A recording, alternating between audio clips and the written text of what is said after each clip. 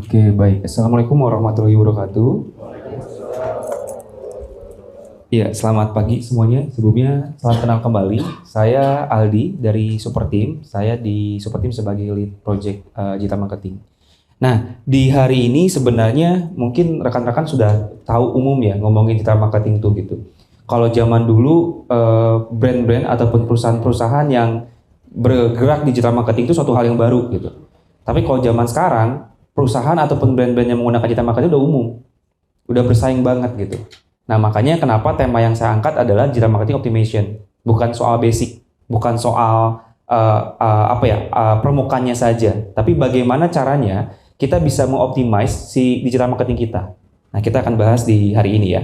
Nanti kalau misalnya dalam sebuah materi yang saya jalankan, ada yang ingin ditanyakan langsung, tanyakan aja. Karena saya berharap kita jadinya discussion, jadi ketika saya ngasih materi, ada yang kurang mengerti atau kurang jelas, boleh langsung angkat tangan saja, kita bisa berdiskus. Oke, boleh? Next. Oke, sebelum kita ngomongin digital marketing, tentunya kita harus paham tentang marketing funnel stage. Jadi kalau kita udah ngomongin aktivitas digital marketing, itu harus kita pahamin dulu tentang marketing funnel stage. Nah, apa sih marketing funnel stage ini? Oke, boleh next lagi. Nah, di sini adalah beberapa poin yang harus kita perhatikan. Nah, di sini ada awareness, ada consideration, ada conversion, repurchase, dan juga loyalty. Jadi kalau kita ngomongin digital marketing, kita harus paham funnelnya. Karena kita akan mengerjakan di setiap funnel ini. Ada awareness, ada consideration, ada conversion, dan juga repurchase. Oke, saya akan membuat sebuah studi kasus di sini. Kalau kita ngomongin awareness,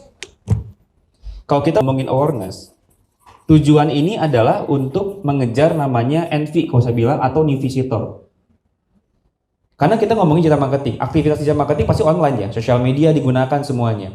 Nah, kalau kita mau ngerjakan penjualan, gitu ya, proses penjualan, proses conversion, gitu ya, maka yang harus kita kejar pertama adalah awareness-nya dulu. Kejar dulu orang-orang yang belum tahu tentang brand kita. Maka target day awareness, kita ngomongin funnel, ngomongin target adalah, ngomongin target ya, maka targetnya adalah ngejar new visitor, atau disebut dengan new customer. Nah, ngapain sih? Apa yang harus kita lakukan? Nanti kan saya bahas di akhir juga. Jadi yang pertama adalah, perbanyak orang yang pengen tahu tentang kita. Perbanyak orang yang pengen kenal sama kita. Karena kalau misalnya kita belum berkenalan, gimana orang mau membeli produk kita? Gimana orang mau percaya sama produk kita? Kalau misalnya rekan-rekan semua pernah ya ke mall gitu ya. Kalau di mall itu kalau kita lagi jalan, terus tiba-tiba kalau ada datengin, "Kak, mau daftar kartu kredit nggak? Kak, mau apa?" gitu. Ya nggak? Kadang-kadang kita nggak nyaman, bener nggak? Oh, ditawarin kartu kredit, oh ditawarin produk apa, langsung suruh beli dan sebagainya. Kenapa? Karena tahapan yang mereka lakukan adalah tahapan conversion, namun menawan kepada orang-orang yang new visitor, orang-orang yang baru kenal. Jadi kalau misalnya rekan-rekan punya produk, itu nggak bisa kita langsung tawarin langsung. Kenalin dulu.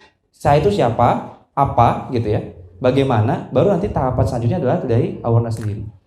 Makanya terkadang kalau aktivitas yang kayak gitu, mungkin dari 100 sampai 1000 orang yang mengunjungi tempat di mall itu, mungkin cuma 1, 2, 3 orang, bahkan mungkin nggak ada dalam satu hari untuk berminat melakukan conversion. Kenapa? Karena belum kenalan.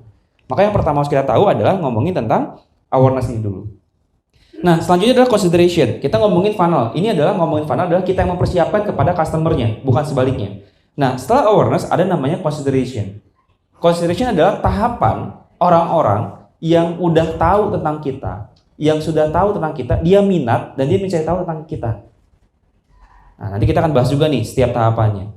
Jadi kalau di awareness, makanya ini bentuknya kerucut gitu ya, corong gitu ya. Jadi di awareness misalnya ada 1000 orang, 700 orang yang consider. Orang-orang yang memang pengen cari tahu tentang brand kita. Ada di mana? Nah, ini tahapan teman-teman semua. Ada di Instagram kah? Di TikTok kah? Gitu ya. Di LinkedIn, di Twitter, di Facebook, dan platform lainnya gitu. Di YouTube dan sebagainya. Di sini tahapan di mana orang mencari tahu. Offline-nya di mana? Online-nya di mana? Selanjutnya adalah tahapan ke conversion. Nah, tahapan conversion adalah tahapan di mana orang melakukan pembelian. Nah, tahapan di sini dari 1, 2, dan 3 ini adalah tahapan di mana kita mengakuisisi customer. Oke. Jadi kalau misalnya teman-teman semua punya brand, punya usaha, tahapan dari 1 sampai 3 ini adalah tahapan akuisisi customer. Mencari orang-orang baru. Karena pertama adalah NV. Ketika dia udah NV, new visitor, ketika dia masuk consideration, ya dia akan visit. Nah, tadi saya bilang visit ke website, ke ke marketplace dan sebagainya. Setelah consideration, baru masuk ke conversion. Nah, inilah yang disebut dengan new customer tadi. Ini masih prospek, ini udah jadi pembeli kita yang pertama. Nah, perhatikan di sini, terkadang kebanyakan orang-orang hanya sampai conversion aja. Nggak ada aktivitas retention. Tidak ada aktivitas memberikan penawaran kembali kepada si customer-customer baru. Padahal, presentasi besaran terhadap retention itu lebih besar daripada customer baru. Sebagai fakta ya, saya ada brandnya Kang Dewa juga yang saya pegang. Hasil olah data customer yang kita pegang selama 6 bulan terakhir di tahun ini, penjualan terbesar 70-80% adalah customer retention, bukan customer baru. Berarti kenapa? Mereka udah percaya sama brand kita, mereka udah percaya sama produk kita. Ketika kita cross market, cross product atau upsell produk, itu tuh mereka minatnya tinggi. Mereka mau melakukan pembelian. Nah, untuk melakukan itu susah. Kenapa? Karena cuma satu tahapan doang. Kalau di conversion, untuk menonton repurchase, retargeting adalah conversion. Orang-orang sudah pernah melakukan pembelian pertama. Sedangkan untuk menarik orang customer baru, itu tahapannya 3 ke atas. Kenalan dulu, ngajak dulu ngobrol, suruh datang dulu ke toko kita, suruh datang ke toko online kita, pelajarin dulu, tawarin lagi, baru melakukan pembelian. Tapi setelah melakukan pembelian pertama, repurchase ini adalah kita tinggal nanya ke orang, Kak, kemarin udah beli ya minggu lalu, kita punya produk baru nih, mau nggak? Gitu, cross product. Oh, boleh deh, bisa waiting up, bisa DP dulu atau bisa pre-order dulu atau seperti apa. Nah, dibuatlah aktivitas di repurchase-nya. Udah masuk repurchase. Nah, ini yang paling penting di akhir. Kalau teman-teman di sini tahu brand-brand besar, mereka tuh udah melakukan sistem namanya loyal customer, udah bikin community customer. Khususnya kayak brand-brand fashion ya, brand-brand fashion sekarang tuh udah mulai melakukan aktivitas community customer, bikin meet and greet, bikin aktivitas ketemuan, liburan, arisan dan sebagainya gitu. Kenapa? Karena mereka tahu loyal customer ini menjadi sebuah komunitas yang dimana mereka akan secara secara sadar mereka bisa mempromosikan produk kita tanpa kita bayar. Mereka bisa mempromosikan, produk ini bagus loh, dia sangat senang gitu. Contoh ya, misalnya analoginya kayak misalnya saya datang misalnya ke Pontianak kemarin, terus saya nanya ke mereka, makanan enak apa? Oh ada bang, di sini enak. Kemungkinan besar saya beli, kemungkinan besar saya makan. Padahal belum tentu saya suka. Kenapa? Karena saya percaya sama orang yang udah pernah nyobain. Nah itu masuk kepada loyal customer. Nah di loyal ini sebutannya adalah saya sebut dengan UGC. Nah ini sebenarnya kalau misalnya rekan-rekan semua menjalankan iklan di Facebook atau aktif di Facebook, kadang-kadang Facebook tuh mengirimkan email atau Instagram mengirimkan email ke kita menjelaskan tentang UGC kita. Apa sih UGC ini? UGC ini adalah user generate content. Jadi user generate content itu adalah para pembeli kita membuat konten tentang produk kita tanpa kita suruh. Tanpa kita minta arahan briefnya, dia willing gitu, dia suka, senang untuk mereview produk kita. Merekomendasikan produk kita. Kalau misalnya bahasa umumnya udah word of mouth gitu ya. Mulut ke mulut gitu. Ini bagus dan sebagainya. Makanya kenapa journey-nya sebuah customer di marketplace salah satunya ulasan. Nah, ulasan adalah sebuah UGC sebenarnya teman-teman. Kenapa? Karena ada faktor customer mau melakukan pembelian, karena ada ulasannya. Benar ya? Nah, kalau di sosial media gimana Kang? Di sosial media ada tagging. Kita tahu di Instagram tuh ada tagging sebelah kanan. Semakin banyak orang nge-tag produk kita, semakin banyak orang percaya dan produk kita dan percaya diri. Nah, kenapa aktivitas di loyal itu dibuat komunitas tadi? Karena produk yang tepat itu bukan soal kebutuhan saja, tapi sebuah inspirasi. Kita nggak pernah ada kebutuhan untuk beli sebuah produk. Ya nggak? Saya mau beli baju A, celana A, sepatu A, HP B gitu. Tidak ada kebutuhan tertentu, benar nggak? Tapi karena kita terinspirasi untuk menggunakan produk itu, kita beli. Maka loyal customer inilah yang kita angkat. Kita angkat sebagai komunitas untuk membuat mereka terinspirasi dan teman-teman semuanya atau follower mereka atau audiens mereka melihat bahwa dia menggunakan itu. Oh, menggunakan ini. Nah, ini akan ngomongin tentang product knowledge juga. Jadi, product knowledge itu bukan soal fitur dan benefit doang, teman-teman. Tapi ngomongin soal experience juga. Bahkan di beberapa brand itu sudah melakukan hal itu gitu. Brand-brand besar sudah menggunakan sistem UGC tadi. Nanti kita akan bahas lebih dalam soal UGC ya. Jadi gitu. Jadi kalau kita ngomongin funnel ini basic sebenarnya, tapi kita harus tahu aktivitas di dalamnya beda-beda. Nggak mungkin tadi kalau saya mau ngomong ke new visitor, ke awareness, orang-orang yang nggak tahu dia tahu gitu ya. Terus tiba-tiba kita nawarin produknya produk penjualan, langsung harga di sini misalnya. Nah, makanya terkadang suka ada persaingan dalam sebuah produk harga murah, saing murah-murahan ya. Kenapa? Karena dia ngejar new visitor dengan produk penawaran langsung, bukan ngomongin tentang value-nya. Bahkan kita tahu bahwa kita setiap membeli sebuah produk, yang kita ingat bukan nama produknya, tapi nama brandnya. Bener ya?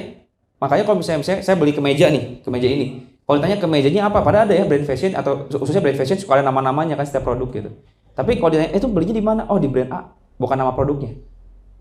Nama produk cuma penamaan pembeda dari setiap masing-masing produk saja. Tapi orang-orang akan lebih ingat terhadap brandnya. Makanya activist awareness itu bukan ngejual produk, tapi ngejual brandnya dulu.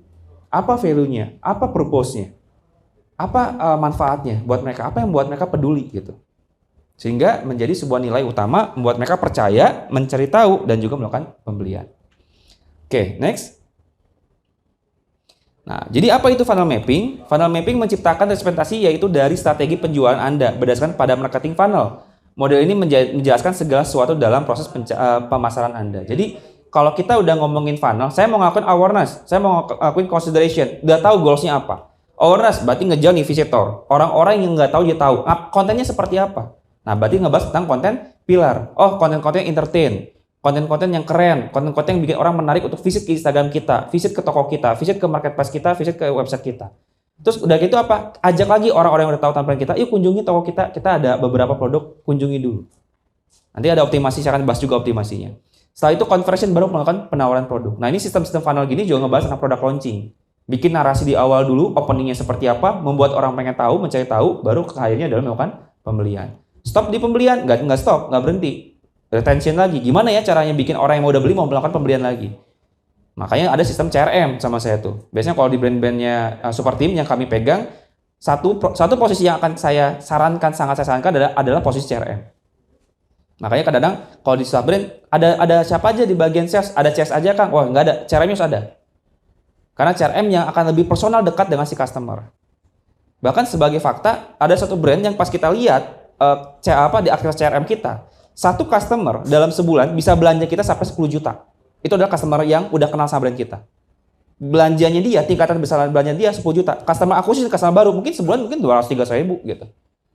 Terserah dia mau itu jual lagi, kita nggak, itu sistem produknya memang nggak, sistem brandnya nggak ada kemitraan. Mau dia mau jual lagi atau apa, tapi kita pastikan 10 top 10 itu adalah customer retention. Yang bisa sampai 10 juta. Bahkan kalau kita tarik 6 bulan terakhir, satu orang aja bisa menyumbang sampai 46 juta untuk melakukan pembelian produk kepada kita. Kalau itu bayangin ya teman-teman, kalau itu nggak dijaga sama CRM, kebayang nggak hilang tuh dananya, hilang tuh pembelanjaannya. Bisa aja dia beli minggu ini, minggu depan nggak beli lagi kan, nggak diingetin. Ya udah hilang, dia bisa belanja. Padahal daya jual dia, daya beli dia tuh tinggi banget. Gitu. 6 bulan bisa sampai 46 juta. Itu kan suatu fakta yang kaget kita juga. Untung CRM-nya ada gitu. Kebayang kalau CRM-nya nggak ngasih follow up. Hai Kak, hai Mbak, hai Bu, hai Pak, hai Mas, hai Kang. Ada produk baru mau nggak beli atau seperti apa? Mungkin mereka juga akan dapat info dan mereka akan melakukan pembelian. Mereka akan ke-direction sama produk seperti kita, produk kompetitor gitu. Nah itu pentingnya sebuah CRM. Itu salah satu optimasi juga. Oke, next. Nah kita udah tahu nih tadi, kita udah tahu bahwa ngomongin soal ngomongin tentang marketing funnel adalah menyiapkan funnel apa saja yang kita berikan kepada customer kita. Nah sekarang nextnya apa? Kalau kita udah siap, tentukan customer personanya. Nah terkadang ini isunya juga ya, ini sepele tapi jangan dianggap sepele juga. Terkadang kita nggak tahu customer kita siapa, target audiens kita siapa sih, kebutuhan dia apa sih, ya enggak. Bahkan ada brand besar saya pernah tanya, saya mau nanya dong ke brand besar itu waktu itu kemarin, target audiens kalian siapa? Hah siapa ya? Masih berdebat. Nah itu bahaya banget. Karena baik lagi, kalau kita mau bikin konten atau bikin awareness tadi, kalau kita nggak tahu customer personanya, bermasalah, akan cocok, nggak akan fit jadinya. Maka tentukan customer personanya. Oke, next. Nah ini contoh doang, agak ngeblur ya, emang dari layarnya berarti ya? Itunya jelas ya? Jelas nggak? Nggak jelas juga? Oh oke. Boleh ini nggak Mas? Bersama Mas Aziz tolong di ini, pakai laptop Mas Aziz aja. Nah materinya. Coba sambil cek ya, sambil kita nunggu ya. Jadi ini adalah sebenarnya kebutuhan-kebutuhannya rekan-rekan. Jadi kalau kita bikin customer persona, kita itu akan melakukan aktivitas di mana kita harus mengetahui kebutuhan mereka apa, persona mereka, personality mereka apa, gitu ya. Di sini misalnya siapa namanya, kita memperkirakan seperti avatar. Ini sebenarnya ada di aktivitas funneling juga. Jadi kalau misalnya kita ngomong persona, siapa target kita? Wanita, pria, gitu ya. Anak-anak, ibu-ibu, bapak-bapak, bikin primary-nya. Utamanya siapa? Setelah itu dibikin penjelasan singkat. Nah, ngomongin penjelasan singkat berarti maksudnya dia tuh sebagai apa? Misalnya saya Aldi, saya itu sebagai pekerja swasta, saya ini belum berkeluarga atau bisa udah berkeluarga punya anak, tinggal di kota yang besar, bukan kota-kota kecil gitu. Aktivitas saya seperti apa? Dijelaskan di bagian biografi ini. Setelah itu baru masuk ke demografik. Nah, demografik tadi usianya berapa, statusnya apa, dijelaskan di situ juga. Nah, setelah itu masukin kepada tantangannya. Nah, ini sebenarnya tantangannya adalah apa yang mereka butuhkan, gitu ya. Apa yang mereka harapkan. Nah, itu dijelaskan di situ poin-poinnya. Setelah itu, itu challenge, mau diganti dulu ya Kang ya? Oke, gitu sip. Sambil nunggu ya. Oke, jadi ngomongin customer persona ini, kita tentukan kira-kira primary kita siapa gitu. Usia range-nya berapa? Kalau kita sekarang ngomongin tentang kayak kemarin ada tuh, kita itu kan target audiens kita itu 25 sampai 60. Wah, itu udah salah. Harusnya dibikin lagi, usia 25 sama usia 60 udah jauh banget. Atau 25 ke 40, 25 sampai ke 50. Dari 35 ke 50 aja udah beda segmennya sama 25 ke 30.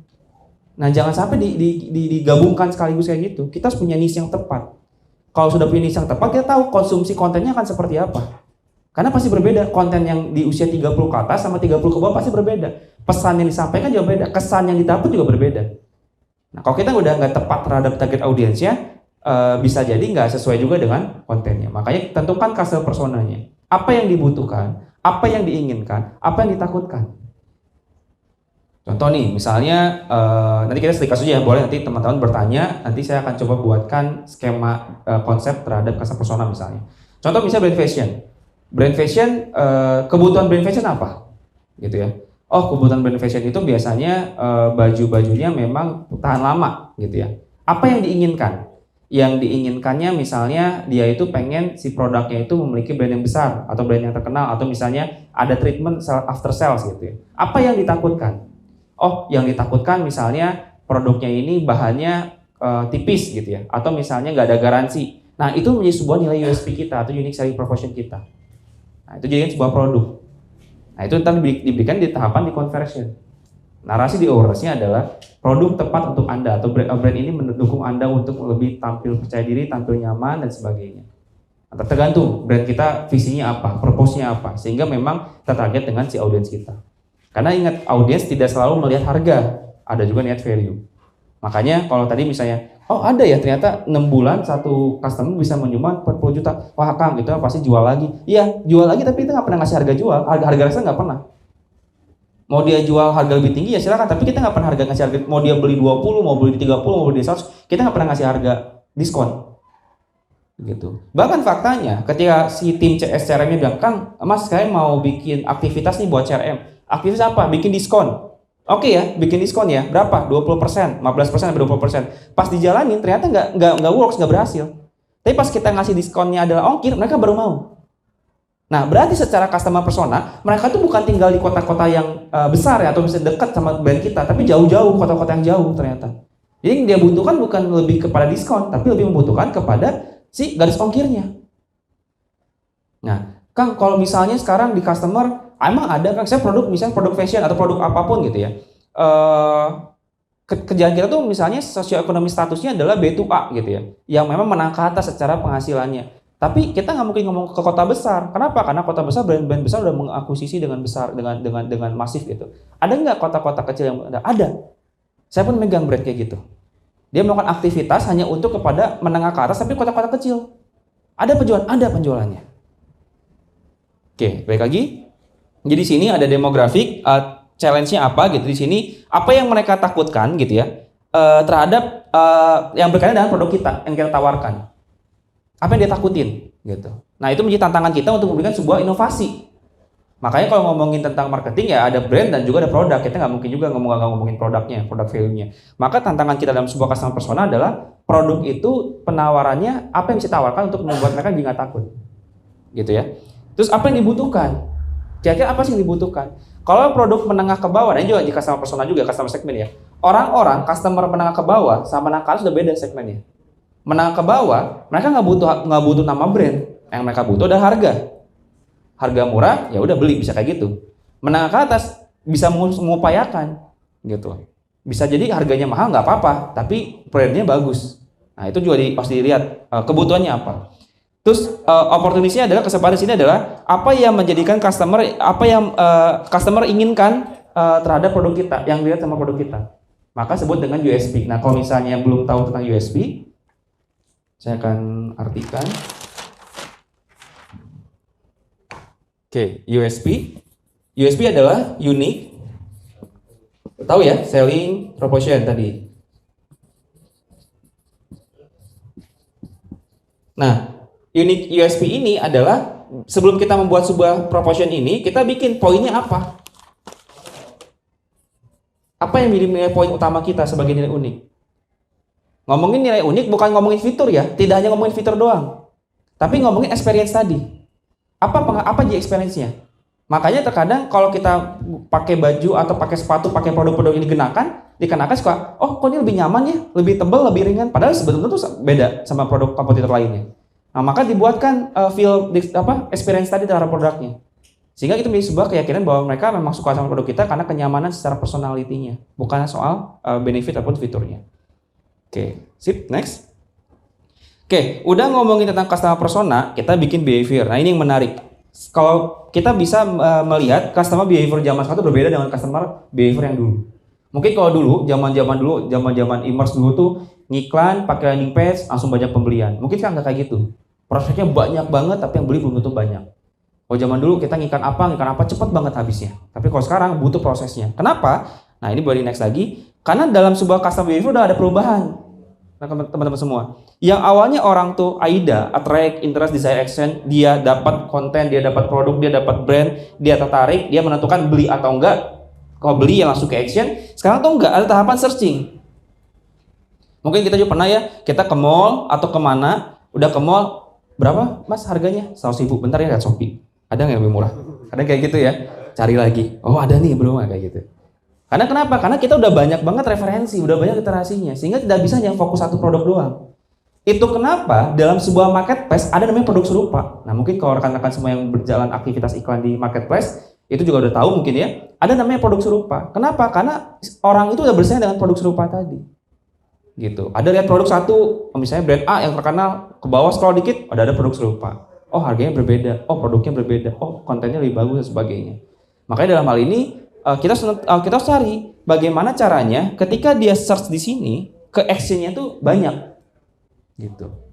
Makanya salah satu bagian orang searching itu tadi misalnya dia nyari Shopee, oh Shopee nggak ada tokonya ternyata gitu. Ya udah jadi cari ke yang lain. Kita tuh gak banyak ke distract zaman sekarang tuh.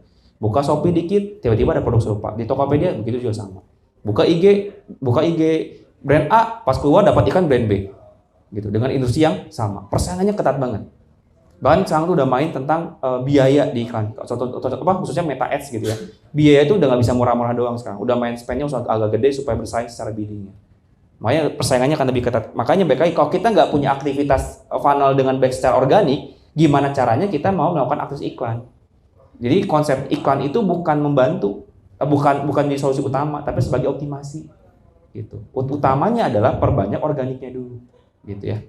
Nah, makanya proses dalam customer behavior itu adalah dari attract, dia udah tahu tentang brand kita, udah tahu produk kita, dia tertarik, ntar dulu nih, udah tertarik dia cari tahu dulu, cari dulu referensi perbandingan sebagai apa. Nah terkadang di tahapan ini orang udah mulai ada waktu jenuhnya. Misalnya ada satu orang dia ingat produk kita, nyari lagi produk lain 3-4 hari udah jenuh dia, baru masuk ke action. Oke, ini udah 4 hari saya nyari produk yang cari yang oke. Akhirnya dia memutuskan, saya tipe orang apa? Tipe orang yang suka dengan produk harga murah atau suka dengan produk yang punya nilai yang tinggi misalnya. Nah di hari kelima dia harus melakukan pembelian. Nah setelah itu ada namanya kepuasan. Nah proses orang-orang yang searching biasanya orang-orang udah mencari tahu tentang produk, terus dia beli, dia tuh puas dengan hasilnya. Kenapa? Karena dia mencari yang terbaik buat dia. Maka dia biasanya mudah untuk sharing. Gitu. Wah ini keren banget. Biasanya mau itu bikin konten buat anak-anak muda atau sharing ke teman-temannya atau sharing ke keluarganya, saudaranya, dia sharing tentang produk yang dia beli.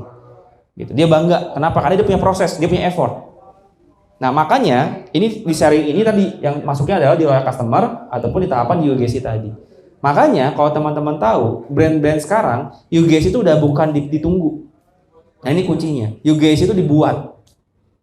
Kalau misalnya kalian tahu ya mungkin kayak Scarlett gitu. Dia itu sampai teman kita pun bisa nge-review gitu.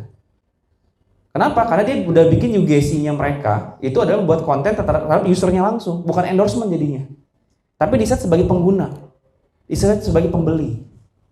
Mereka set seperti itu. Nah itu UGC itu ya yang sharing tadi untuk mencari apa? Mencari orang-orang untuk ke-track lagi.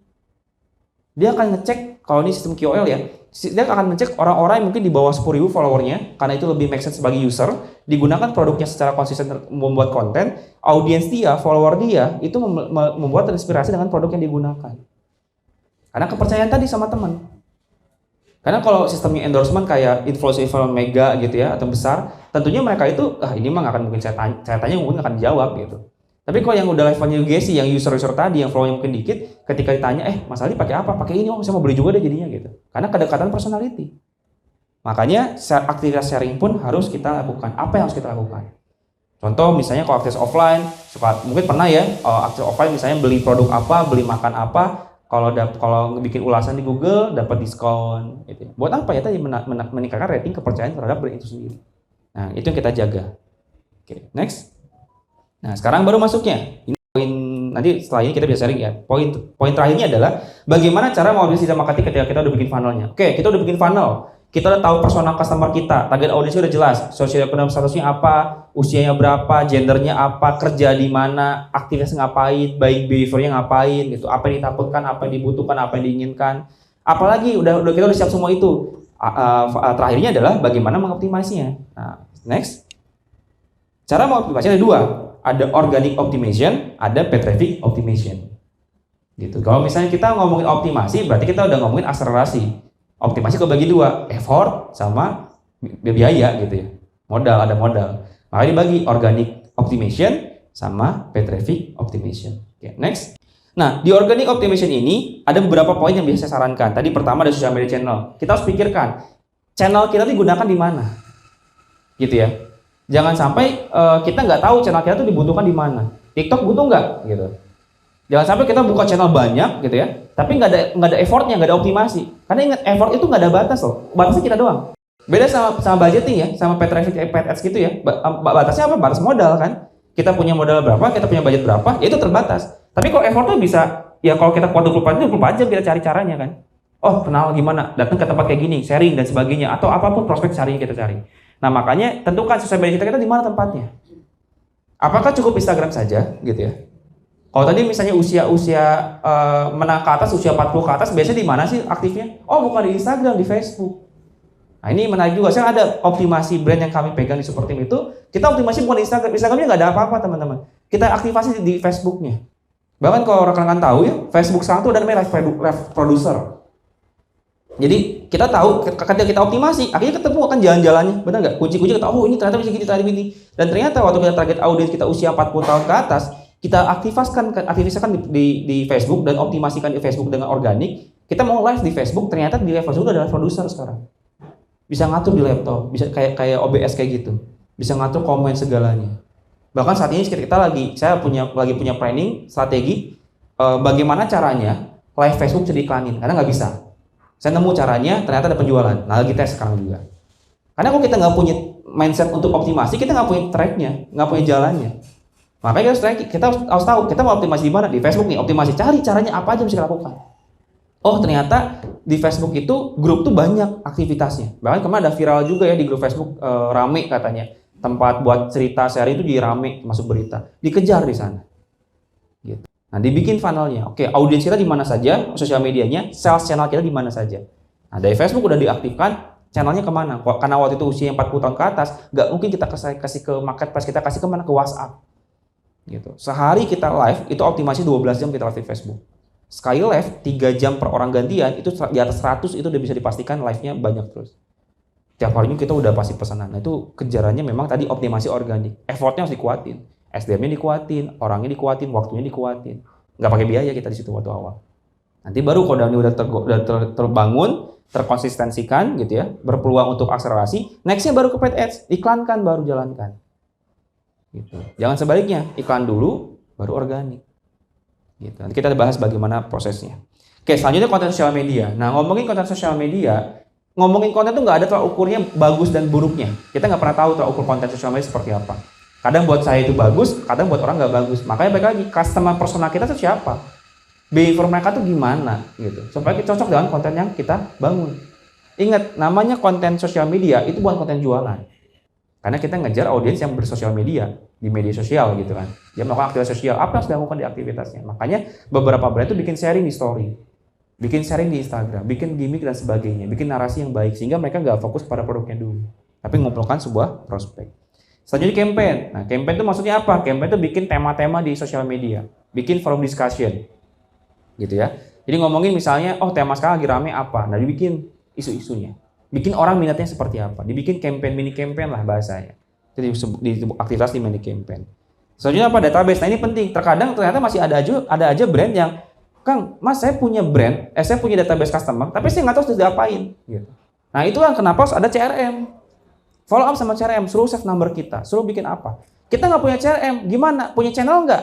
Apa usahanya? Apa industrinya? Bangun di channel misalnya, Telegram. Kumpulkan di channel Telegram. Setiap kita ada info launching apa, mereka akan infokan di Telegram. Dibikin jalur funnelnya tadi. Untuk mereka consider day awareness itu mau kemana diarahkannya. Untuk melakukan conversion diarahkan kemana. Jalurnya dibangun. Kadang ada juga kemarin ada brand salah satu brand yang pernah saya konsultasi ke saya juga. Mereka udah bikin produk launching udah bagus, bikin campaign, bikin photoshoot bagus sebagainya. Tapi ternyata pas orang mau consider mau nyari tahu nggak ada tempat linknya. Padahal di Instagram udah rame, oh bagus produknya, oh keren, misinya, campaignnya udah bagus gitu. Kita nggak ada pakai organik ya. Ternyata ada satu miss dari timnya nggak membuat sebuah tempat untuk orang mencari tahu tentang produknya. Nggak dibikin penjelasan tentang campaign-nya, nggak jelasin tentang produknya, cara pembelinya di mana, udah habis tuh. Hilang effort. Maka diperhatikan lagi funnelnya. Selanjutnya adalah live streaming. Kita nggak nutup ya teman-teman. Zaman sekarang tuh live streaming itu penting banget gitu. Makanya tadi, apakah TikTok saja berhasil? Oh enggak, Facebook bisa di live streaming kan. Apalagi Instagram juga di live streaming kan. Apalagi yang bisa gitu. Kita nggak pernah tahu ke depannya seperti apa. Gitu. Bahkan TikTok pun sekarang udah kemarin ya ada TikTok Summit ya, Indonesia Summit, itu udah menjelaskan tentang aktivitas live streaming juga. Udah dibikin sama dia ekosistemnya. TikTok partnership, TikTok afiliasi, TikTok content creator, TikTok influencer, TikTok shop partnership, TikTok usahanya, TikTok bisnisnya gitu. Dibangun sama mereka kasus buat dibikin alurnya. Maka live streaming menjadi sebuah tempat atau sebuah solusi yang bisa dioptimasikan sama kita. Gitu.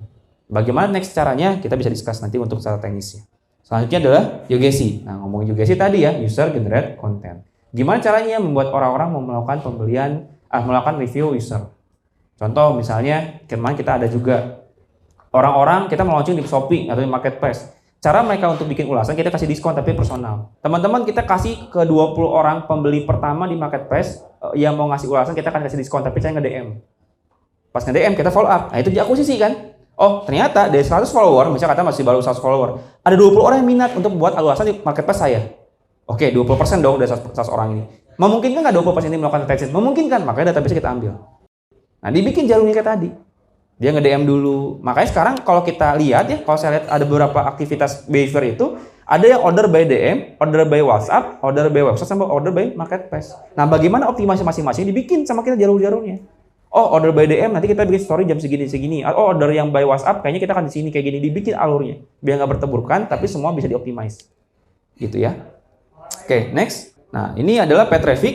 Nah, kalau tadi ngomongin organik, sekarang kita ngomongin paid traffic. Jadi kalau ngomongin organik tadi optimasinya adalah effort kita, apa yang kita bisa lakukan. Tim kita ada berapa banyak?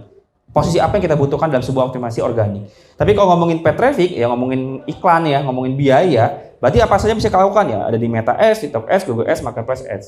Kalau ngomongin traffic, bukan iklan aja, bisa jadi KOL juga. Gitu ya. Di Meta Ads, kita ada banyak platform, banyak optimize-nya. Bisa CPAS gitu ya, kalau misalnya teman-teman tahu, Collaboration Performance Advertising Solution, Meta sama beberapa marketplace, kayak Tokopedia, Lazada, Blibli, dan Shopee, dioptimasikan di situ. Dibikin jalurnya lagi. Terus apa lagi? Di Meta Ads kita bisa optimize. Berarti optimasinya apa nih Kang kalau di Meta atau di iklan? Optimasi bisa dua. Optimasi conversion, tiga. Optimasi conversion, traffic kepada website kita kalau kita punya website, sama optimasi awareness. Kang kita udah menjalankan effort secara maksimal, tapi belum optimal. Optimal ini gimana optimasikan? Ya tadi coba di paid traffic. Ada cara-cara tertentunya buat naikin follower, ada budgetnya. Bahkan saya sampai bisa menghitung cost per follower. Cost per visit gitu. Saya udah bikin cost best practice saya itu cost per follower. Jadi kalau ada brand mau naikin optimasi peningkatan follower yang aktif sebagai prospek untuk penjualan gitu ya di warm market, costnya berapa? Costnya segini. Makanya kalau ngomongin optimasi targetnya angka semua. harus tercapai supaya kita kritis. Oh, ini harus kayak gini, cari. Oh, ini gagal. Kenapa gagal? Oh, kontennya. Oh, apa? Audiensnya salah. Oh, apa? Cari terus sampai ketemu. Nah, insya Allah pasti ketemu juga nanti jalannya. TikTok Ads. Nah, TikTok Ads juga challenging banget ya, teman-teman. Kalau ada yang melakukan aktivitas TikTok Ads, sekarang tuh budget iklan di TikTok Ads lebih besar, 200.000 sehari daripada Meta Ads. Nah, ini objektifnya banyak juga. Dia ada awareness, ada consideration, ada conversion. Ada 3 objektif. Nah, kalau mau saya kasih saran, di TikTok Ads itu ada 2 caranya. Cara pertama pakai mobile device, pakai HP-nya. Itu kalau beberapa device bisa pakai koin gitu ya, bayarnya, ataupun nanti bisa transfer. Itu 30-60 ribu sehari udah cukup. Biasanya buat ningkatin awareness. Itu tahapan awareness doang. Sebenarnya di Meta juga, di IG, di Facebook juga ada buat awareness doang. Tapi ingat, tolak ukurnya apa? Biasanya kalau misalnya buat naikin di mobile itu 30 ribu, 60 ribu sehari, naikin views like, naikin views posting, naikin. Tapi jangan sampai target kita cuma naikin doang. Nah, kalau di live misalnya, oke, kita nggak punya budget nih, Mas, cuman sehari cuman punya uang 50 ribu buat iklan di TikTok. Ya udah, coba iklankan, target audiens ditepatkan gitu ya. Si live streamernya harus bawel, harus rame gitu, supaya orang yang udah masuk kejaga di situ. Kalau bisa setiap orang masuk dipanggil gitu. Oh, Kak Ali, makasih udah live ya, tunggu bentar ya, jangan kemana-mana, bisa gitu. Oh, siapa lagi, Kak, siapa? Dipanggil semuanya. Emang seperti itu optimasinya. Ya. Nah, kalau di TikTok Ads, budget, bahkan kemarin saya sempat discuss sama beberapa agensi ya. Mereka itu budget iklan TikTok aja 1 minggu bisa sampai 10 juta. Gitu. Dan tahu nggak itu buat apa? Bukan buat conversion, hanya buat ningkatin follower doang. Karena balik lagi, karena saya siap, Kang. Kalau saya mau jalankan iklan, saya punya budget 7 sampai 10 juta hanya untuk naikin consideration aja. Day awareness consideration aja. Ketika udah masuk, anak-anak konversi itu anak-anak yang effortnya aja, organiknya aja. Live-nya dikonsistenkan, kontennya dikonsistenkan gitu. Promonya dan sebagainya dikonsistenkan, dibikin optimasi di situ. Sehingga orang-orang udah naikin follower, dia bisa langsung melakukan penjualan melalui organik. Nah, diputar aja mau funnel atasnya pakai iklan, konversinya pakai organik ataupun sebaliknya. Nanti kita optimasi, oh ternyata organiknya nggak bagus, berarti retargeting. Maka konsep tadi ada dibikin retargeting. Orang yang udah aware, orang yang udah consider, gimana caranya 2 channel ini, 2 funnel ini bisa kita retargeting untuk melakukan conversion. Google Ads, nah Google Ads kebagi lagi ya, ada Google Display Network gitu ya, ada Google Search Engine Marketing gitu ya. Maka dalam hal ini kita tentukan mau ke arah mana gitu ya. Karena ada orang-orang yang memang cari di akses Google. Biasanya kalau di Google udah ada kebutuhan offline ya. Misalnya saya mau ke restoran, saya mau ke tempat apa, saya mau tempat makan, kafe dan sebagainya menggunakan Google Ads ini. Ada nggak misalnya brand-brand yang memang online menggunakan Google? Ada. Salah satunya brand skincare, itu menggunakan Google Display Network atau YouTube Ads. Itu buat apa? Consider. Mereka dia nonton konten tentang skin gitu ya, skincare gitu ya, atau misalnya kosmetik, terus ada iklannya tentang produk kita, jadi dia consider, diklik masuk ke website. Nah, udah masuk ke website, udah ngunjungin, nggak beli, nah retargeting nantinya orang-orang udah masuk visit ke website, gitu. Terakhir adalah marketplace. Marketplace udah targetnya adalah lebih ke consider dan juga langsung ke conversion. Nah, ini tantangannya banyak. Kalau saya nih optimasi, saya ngapain nih kalau di marketplace ads? Kalau saya tuh sampai satu produk, itu bisa jadi kata kunci yang saya masukkan untuk search engine-nya itu ada 50 kata. Dicari sama saya. Carinya gimana? Bisa lewat Google Trend, bisa lewat dari mana, dicari. Pokoknya ada 50 kata satu produk, kita cari mana yang bagusnya. Gitu. Bahkan sama, live streamer pun sama. Tadi ya kalau di organik, live streamer saya bisa, ternyata live streamer yang banyak views itu malam, jam 10 sampai jam 1 subuh banyak. Tapi pembelinya nggak ada. Ternyata yang bagusnya jam 5 subuh. Pembelinya nggak dikit, penontonnya dikit, 5-10 orang doang, tapi belinya ada yang beli. Gitu. Jadi ada banyak banget optimasi. Makanya kalau kita belum tahu optimasi kita nggak pernah tahu jalannya seperti apa. Karena kalau kita udah tahu optimasi kita kemana, insya Allah di situ kita ketemu tuh jalan-jalan keluarnya tuh. Oh ini kayak gini, kayak gini. Bisa nggak saya live itu iklan? Bisa nggak live itu kayak gini? Bisa nggak? Dibikin pertanyaan buat kita, dikasih problem, biar kita nyari solusinya. Sampai akhirnya mentok dapat, wah ini optimasi kayak gini. Karena ngomongin marketing itu nggak ada yang benar dan salah ya. Bahkan kalau saya ngomongin Meta Ads, saya ngobrol sama orang Facebooknya, saya nanya, kalau misalnya iklannya bagus gimana? Mereka nggak bisa jawab. Budget terbaik nggak bisa jawab. Campaign winning gimana nggak bisa jawab? Karena marketing itu kita tuh nggak bisa memberikan kapasitas orang Facebooknya langsung. Jadi kita harus testing katanya. Supaya mereka kaya gitu ya. Testing uang keluar terus ya. Nah kayak gitu teman-teman. Jadi TikTok Ads semuanya gitu. Jadi marketplace itu sama, produk serupa dan juga kata kunci. Selanjutnya adalah biasanya saya combine semua ini. Contoh di marketplace ads ini saya brand baru misalnya. Kang gimana kalau saya brand baru di marketplace, terus saya mengambil audiensnya bukan di marketplace tapi di Instagram. Gimana caranya? Gitu. Caranya adalah sama saya di combine sama Meta. Si iklannya saya jalankan traffic toko gitu ya. Mereka kunjungin dulu aja. Kata kuncinya bisa kata kunci kompetitor, kata kunci umum general gitu ya, atau kata kunci produk kita sendiri atau brand kita sendiri. Dibikin, mereka traffic ke toko kita, masuk ke toko kita, retargeting gimana di Meta Ads pakai Cipas tadi. Jadi biasanya kalau teman-teman pernah ya buka Shopee, dibuka toko A ke Instagram, tiba-tiba tokonya masuk ke iklan kita. Nah itu combine pakai CPAS. Diputar. Jadi yang awalnya Meta Ads itu sebagai funnel conversion strateginya, bukan conversion jadinya, tapi consideration. Awareness sama consideration. Conversionnya nanti di Instagram. Ketika dia buka Instagram, buka iklan kita dapat sekali, dapat lagi 2 kali, dapat lagi 3 kali, dapat lagi paling lama kan jenuh juga kan dia. Ya udah dia beli aja deh gitu. Masuk ke Shopee gitu. Nah, jadi di combine semuanya. Google Ads juga sama. Google Ads saya mau ngambil YouTube Ads buat masukin ke website. Ketika mau masuk ke website, audiens Instagram saya mau ngambil. Nah, retargeting lagi. Sistem retargeting itu luar biasa. Kalau kita punya audiens database tadi ya, makanya organic database kita punya, semuanya sistemnya retargeting. Apalagi kalau di Meta Ads kayak gitu bisa lookalike iklan serupa, kata kunci customer serupa. Nah, itu jadi evergreen, sistem evergreen namanya. Ini masih ngomong strategi ya, kita ngomongin produk. Jadi, balik lagi, kita harus tahu iklan itu seperti apa. Bahkan kalau ngomongin iklan itu sama saya tuh biasanya kalau di pendampingan itu dibikin namanya budgeting iklan, budgeting ads. Kita punya sebulan 10 juta, dibagi persentasenya. Awareness berapa? Consideration perlu atau enggak? Conversion berapa? Kalau loyal itu misalnya kita organik aja, CRM aja hajar. Loyal repurchase sama loyal. Udah kayak gitu, platformnya kemana aja? Instagram, TikTok, apalagi hajar di situ. Tapi kita belum pernah nyoba. Target 3 bulan nggak perform, bisa jadi suntik mati. Karena kita butuh optimasi. Jangan sampai kita bikin scale up itu buka channel Tokped, Lazada, Blibli, terus ngebuka ke kanan. Tapi nggak ke atas. Gitu. Buka aja, yang penting buka. Terus targetnya ada nggak? Kamu juga ada kayak gitu. Mas, kita bikin brand, Lazada kita udah punya, Mas. Jadi ID kita punya, Lazada Tokopedia punya, Shopee punya. Terus ngapain aktivitas nggak ada? Ngapain gitu? Karena ketika dia searching, misalnya kita kalau dia ada orang Lazada di searching, nggak ada ulasan, nggak ada apa, nggak akan beli dia juga jadinya kan. Menang apa? Menang produk serupa nantinya. Menang ke orang-orang yang punya produk rekomendasi dari produk yang kita dapat. Bisa kayak gitu jadinya. Jadi ngebantu orang juga jadi buat jualan. Kitanya nggak ada. Makanya aktivitas dijalankan. Bahkan kalau saya bikin Instagram itu fokus ke website aja. Shopee itu target audiensnya ditargeting iklan ke Instagram, tapi nggak dapat langsung organik. Dibikin putaran-putarannya, biar nggak saling beririsan atau bertabrakan. Memusingkan tapi menargetkan. Jadi kita ke target. Makanya dia bisa dapat retention besar, akuisisinya besar gitu. Contoh minggu ini adalah minggu di mana saya MBR di bisnisnya Kang Dewa. Monthly business review, di mana saya kunjungin ke beberapa brand-brand yang kerjasama sama support tim dan juga Kang Dewa. Saya datangkan kalian reviewnya. Biasanya ada target Kang Dewa juga ikut datang biasanya. Nah ceritanya ada satu brand akuisisi 3 bulan terakhir dari Agustus, September, Oktober itu akuisisinya kecil, retensinya besar 70-80%. Omset yang dikeluarkan dari akuisisi itu mentok di 30 juta. Nah di Oktober kemarin saya udah bilang gimana caranya akuisisi tinggiin, organiknya naikin, iklannya naikin, gimana saya bikin caranya. Kejar mereka. Di bulan November naik 123 juta. Berarti berhasil. Nah, tinggal jaga gimana Desember. Gitu.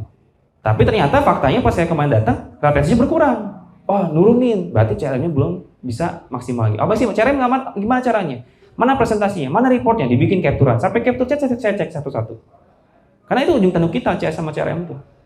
Jangan hanya sebagai sistem KPI-nya itu, kalau di SDM itu KPI-nya jangan sampai hanya mengerjakan, tapi tidak mencapai. Gitu. Yang penting saya udah broadcast. Saya broadcast Mas, seminggu 1000 kontak. Terus resultnya apa? Broadcast. Salah. Resultnya adalah target kamu adalah bagaimana 1000 itu ada yang respon. Bahkan kalau saya push kayak gitu ya, mereka tuh punya analogi sini, punya asumsi. Mas ternyata ya, selama saya broadcast 1000 itu ada 700 orang tidak menanggapi, tapi faktanya yang nggak menanggapi itu beli. Tahu dari mana kamu? Saya cek satu-satu. Wah, kan keren. Gitu. Nah itu dioptimasikan di situ di SDM-nya. Oh, apa dapat Mas kayak gini? Kan nggak mungkin saya semua eksekusi. Saya buat timnya itu adalah untuk membuat mereka untuk membuka pola pikir mereka untuk targeting tadi. Nah makanya organik sama paid ads ini harus dijalankan. Bahkan kalau udah ngomongin market paid ads udah dipastikan 24 jam setiap 24 jam kita cek. Gitu. Jangan sampai kalau market ads gini ceritanya ya. Sekarang jam 11 misalnya. Terus saya tanya. Penjualan kemarin bagus nggak? Bagus Mas, bagus. Padahal penjualan kemarin bagus itu termasuk jam 11 ini. Padahal 24 jam itu jam 6 pagi. Berarti kan saya behavior orang searching itu dari jam 6 sampai jam 11 siang, bukan kemarin. Benar nggak? Nah, yang kayak gitu terus kita perhatiin. Kenapa? Karena kita udah scale up. Ini baru ngomong optimasi, belum scale up. Optimasi itu udah dimaksimalkan kan, optimal. Situ kita kerjain, kita fokus ke jalur ini. Tinggal scale up-nya lagi, budgeting kan. Nah, tahu di mana budget kita naik atau enggak, biddingnya berapa, tahu di mana. Kita di jam-jamnya, kalau marketplace sudah tahu jam-jamnya. Oh, 24 jam tuh, berarti jam 6 sampai jam 11 itu masuknya di hari ini. Oh, berarti bisa diasumsikan di hari ini kita bisa tinggiin langsung biddingnya. Biar reach-nya banyak gitu. Nah, hal-hal yang seperti ini harus kita perhatikan secara lapangannya. Seperti itu. Oke, next. Ya, sip. Seperti itu. Teman-teman semua, mungkin ada yang mau ditanyakan dulu, didiskusikan. Karena tadi poin-poin saja, biar nanti harapannya adalah rekan-rekan semua bisa mengangkat sebuah studi kasus, sebuah problem atau hambatan yang kita bisa bahas bareng-bareng. Gitu. Ya, silakan. Ada yang mau ditanyakan? Ya, boleh Pak.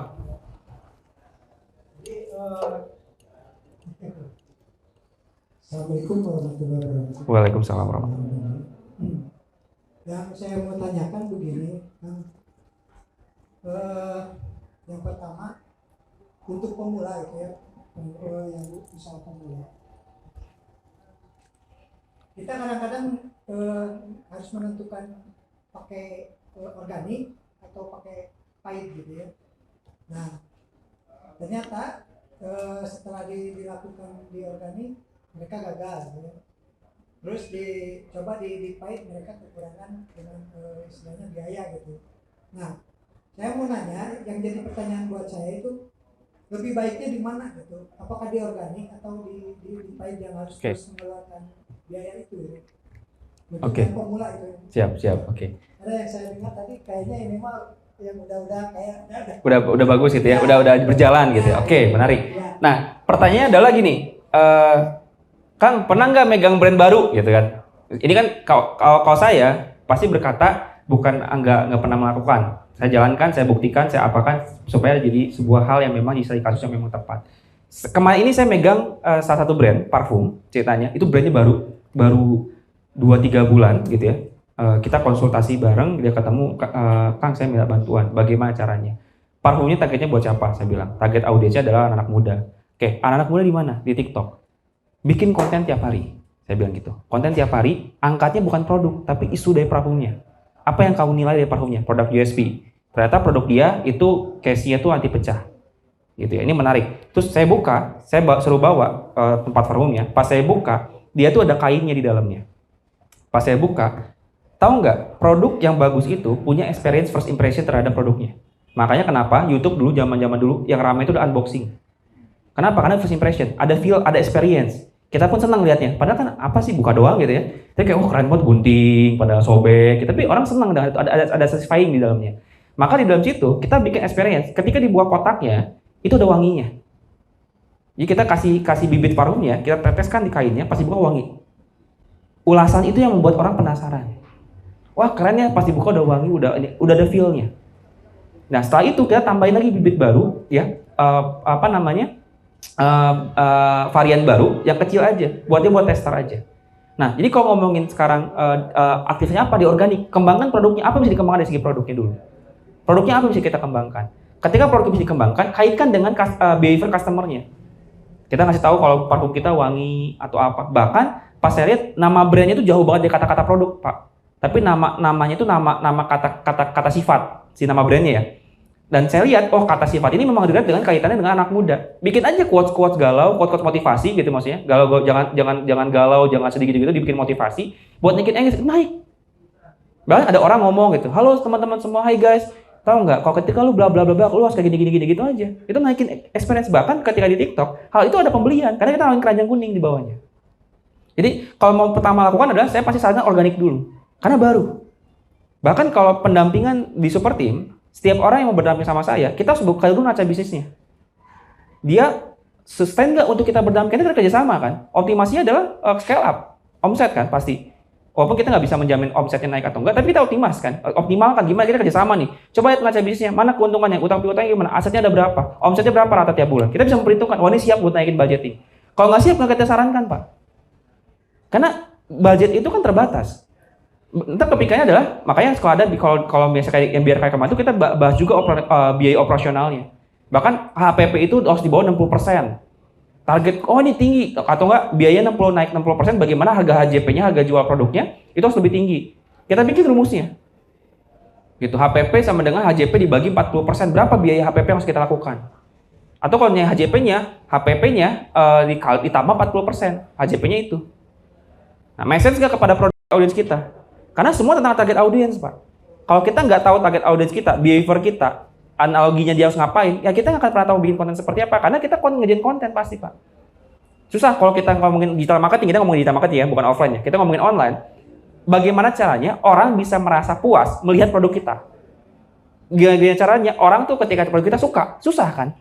Nah, cara salah satu asumsinya atau guidance-nya atau acuannya adalah kita harus tahu behavior mereka dulu untuk bikin menarik. Terus apalagi dari situ parfum ini ya. Terus kita bikin juga tadi bikin quotes, bikin hal yang lucu, bikin apa itu sempat viral, sempat FVP. Ketika FVP ternyata ada pembelian. Oh, udah ketika pembelian apa? Live, Pak. Kita lakukan live di TikTok, ada penjualan, ada. Akhirnya pas udah ada penjualan, kita isu waktu itu. Wah, kita isu nih, kenapa? Kita nggak punya tim internal buat live.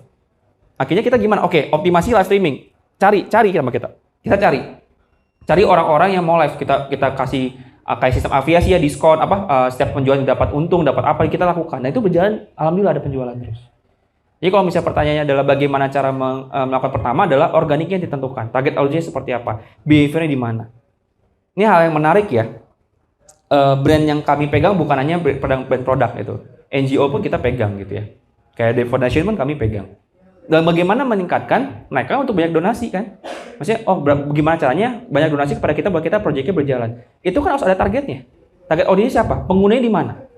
Sosial media di mana? Jadi brand yang saat ini kita tahu Twitter, LinkedIn, dan sosial media lain itu tuh pasar kita loh. Kita aja nggak tahu. Facebook gitu. Tadinya Facebook aja saya suruh coba tes Facebook Live. Pasti Pak, pertama tuh pasti sedikit yang nonton. Pasti, nggak mungkin enggak. Itu lebih ke untung-untungan aja ya. Oke, itu udah rame gitu. Tapi bagaimana kita tahu ini ada tempat optimasi kita. Kita target 3 bulan ke depan. Pernah nggak, Kang, satu produk saya jalankan saya pernah begitu satu brand saya jalankan, saya targetkan ke marketplace, salah satu marketplace, nggak jadi 3 bulan saya tutup. Karena mengganggu buat saya. Saya harus fokus kemana lagi nih, harus pindah lagi. Jangan, belum yakin. Nah, apa yang kita ukur keyakinan kita? Penjualan, traffic, atau apa yang bisa kita lakukan di situ? Kita lakuin live dan sebagainya, kali-kali putar-putar, akhirnya nggak bentok nih 3 bulan. Oke, divakumkan dulu, pindah dulu kemana lagi? Pindah lagi. Ternyata bisa berhasil di situ.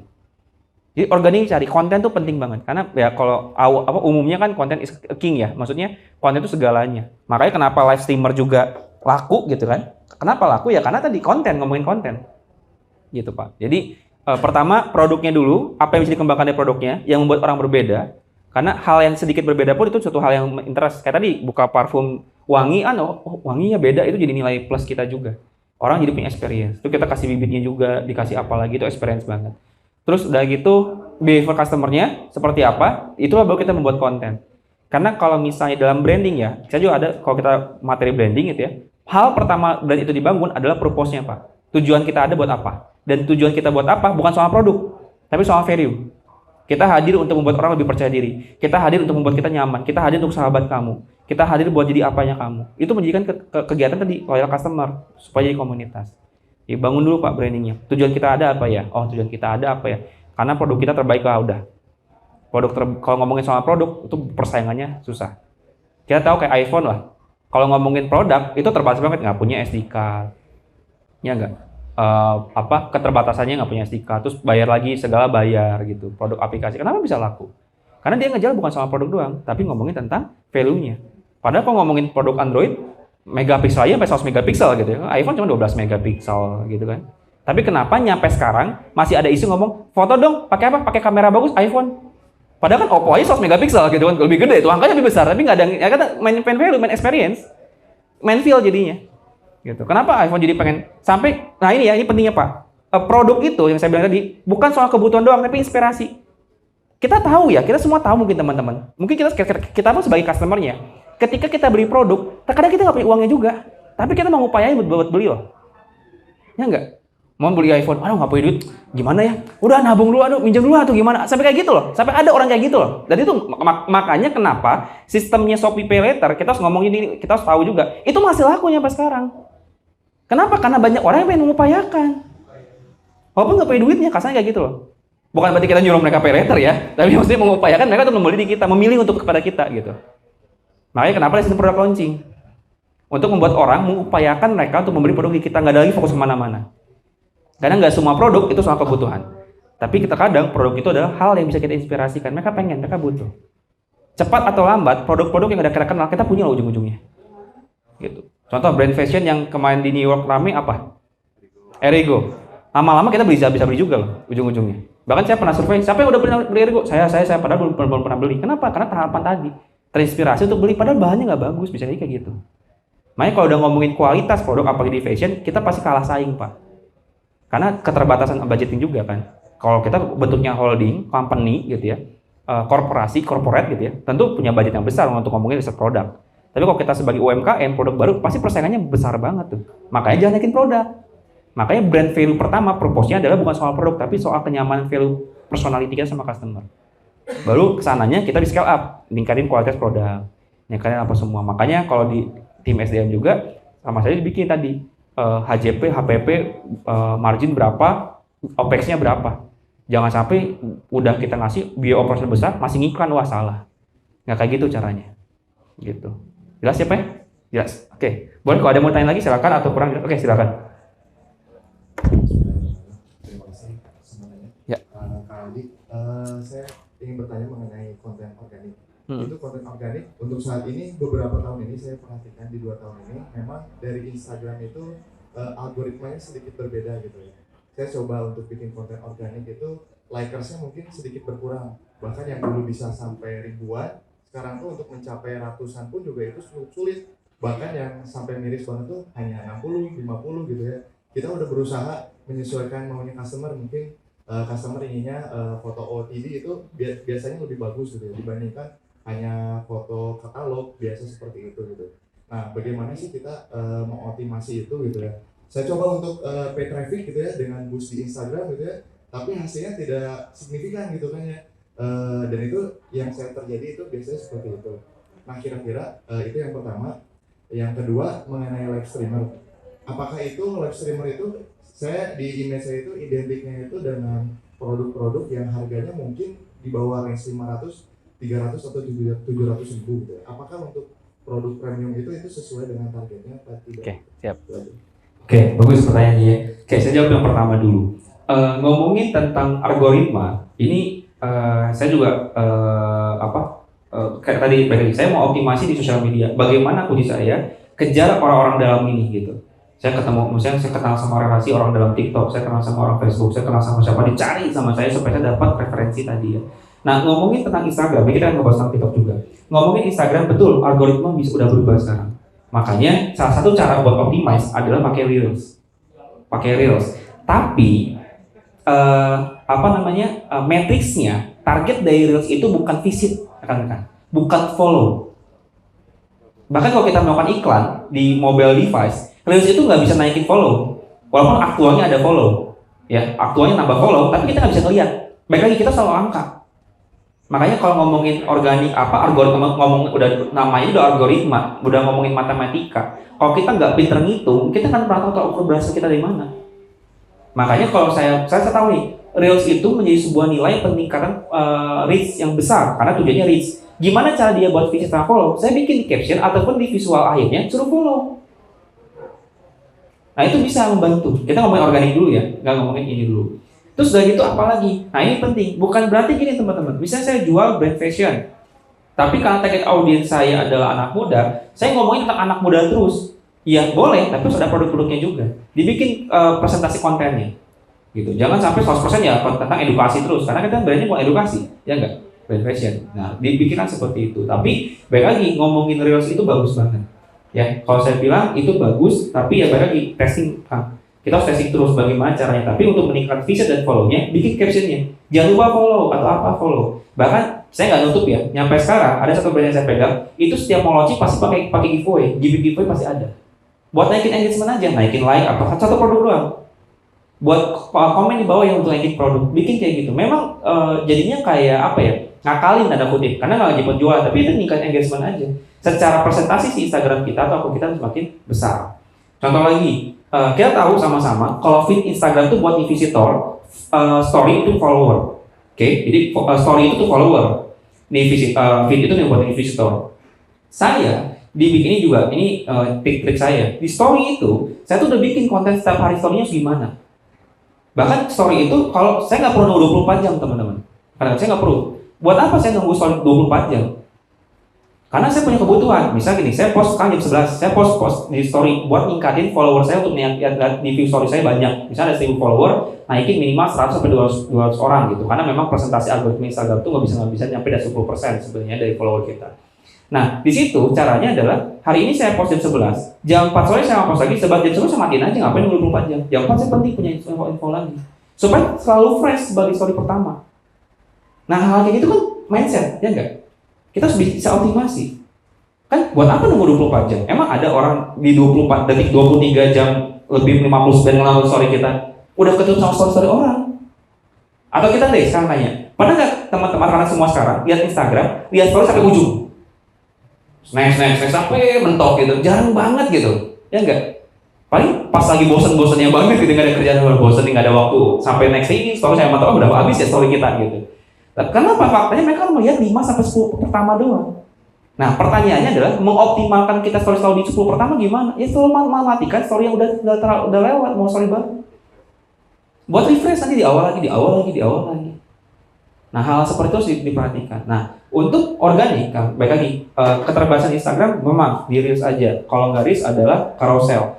Tapi posting yang biasanya kuncinya adalah guidance buat saya untuk aktivitas konten di sosial media manapun adalah algoritma terbaik adalah dari share dulu, bukan dari like sama komen. Selama share dan share-nya bagus, itu bisa meningkatkan reach yang cukup baik secara optimal di organik. Makanya bikin konten-konten yang suruh save sama share. Atau bikin konten-konten yang shareable, saya bilang. Misalnya, tag 5 teman kamu, orangnya kayak gini nggak gitu. Tipe-tipe kayak kemarin tuh ada ya, misalnya di TikTok nih. Kalau di TikTok tuh bikin konten yang lagi viral gitu ya. Contohnya adalah pernah tahu nggak dulu tuh di TikTok tuh ramai sebenarnya tuh ada cewek ditarik sama monyet di kandang. Tahu kan? Nah, saya bikinnya apa? Tipe-tipe customer. Jadi kalau ada customernya kayak monyet gitu, gitu. Itu viral, FVP gitu. Tapi jadi lucu kan? Orang nge-save gitu kan. Jadi tablet kita visit. Nah, visit Instagram itulah yang kita ditargetin iklan, teman-teman. Jadi kalau buat saya, selama follower, kalau buat saya gini ya, ada 2 optimasi dari ngomong iklan. Ada visit sama follower. Kalau tadi akan bikin boost sudah tepat sebenarnya kan. Ketika followernya nggak ada, visitnya bagus kan, berarti dia nggak punya alasan buat follow. Isunya di feed.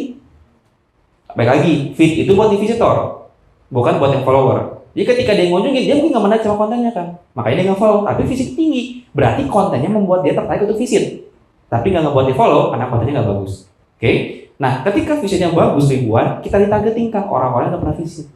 Nah, kita hantuin di situ. Pakai iklan yang di dashboard. Nah, boost post, target 2, visit sama follower. Bahkan ketika saya tadi bilang, salah satu saya bilang tadi, pas di November ini, penjualan end user kita customer acquisition tuh meningkat sampai 100 juta. Kenapa? Karena kita pakai boost post kan justru. Ini faktanya loh. Ini best practice saya. Jadi ternyata saya pakai boost post.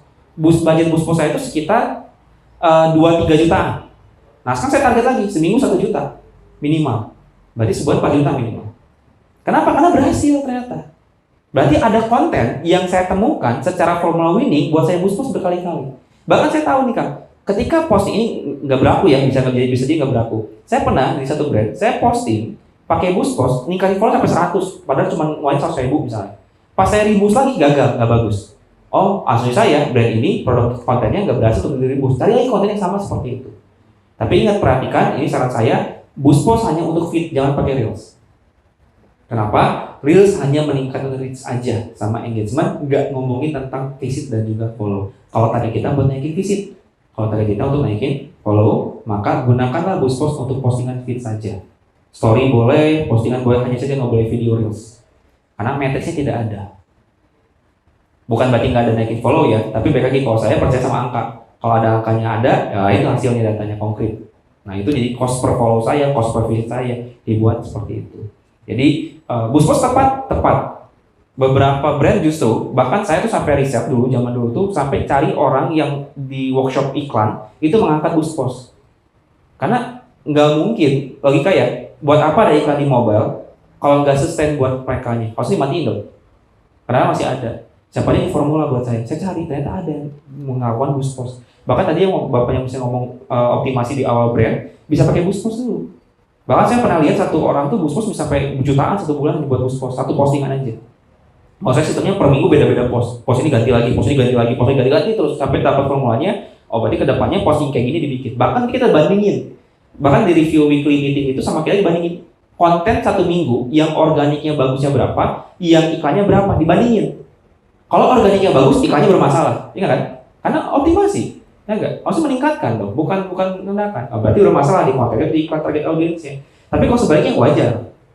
Tapi akhirnya kita sama bersaing tuh organik sama ini. Jadi si tim itu dia mikir, oh oke, organik kita harus bagus nih. Tingkatin lagi fotonya, tingkatin lagi reach-nya karena reach-nya bagus, naikin visit kayak gitu. Nah makanya kalau Buspos harapan saya gitu kan, pertama visit sama follower. Visit tuh nggak ada range-nya. Tapi kalau misalnya dalam budget 300.000 biasa standarnya itu rata-rata 1.000 sampai 2.000 visit udah oke. Standar lah itu. Nah itu bisa kita targeting gitu. Nah baik lagi kalau ngomongin live streamer tadi gimana kan maaf untuk harga yang harganya faktanya teman-teman saya ini riset semua industri karena saya fokus harga mulai dari skincare mulai dari kasur sampai produk ada aja pembelian. Pertanyaannya adalah sustain atau enggak, itu yang belum saya simpulkan. Maksudnya belum ada yang sustain kayak skincare tuh. Skincare tuh kan di TikTok itu harga 300.000 laku. Yang saya bikin, kalau saya kesel ya kalau ada orang lebih hebat gitu. Saya harus bisa soalnya. Jadi produknya dia satu produk itu terjualnya 300.000. Harganya 300.000, terjualnya 300.000. Bukan harga ya, terjualnya 300.000. Akhirnya saya cari tahu gimana. Nah, ini ada nih caranya. Saya bikin sebenarnya. Caranya ternyata tahu, ternyata optimasi ini ada di TikTok. Saya cari ketahuan, tangkap ada. Gitu. Jadi ceritanya bagaimana caranya kita riset dulu. Kalau misalnya akan yang bertanya, berarti riset kita kurang kan? Nah, kita harus cari produk-produk yang sama kayak kita atau yang berbeda dengan harga yang tinggi. Ada penjualannya. Nah, pertanyaannya adalah jangan sampai kita cuma ukur audiens doang kan. Itu terjadi sama saya juga. Saya ada brand fashion, harga dressnya itu paling murah 350-an sampai 500-an.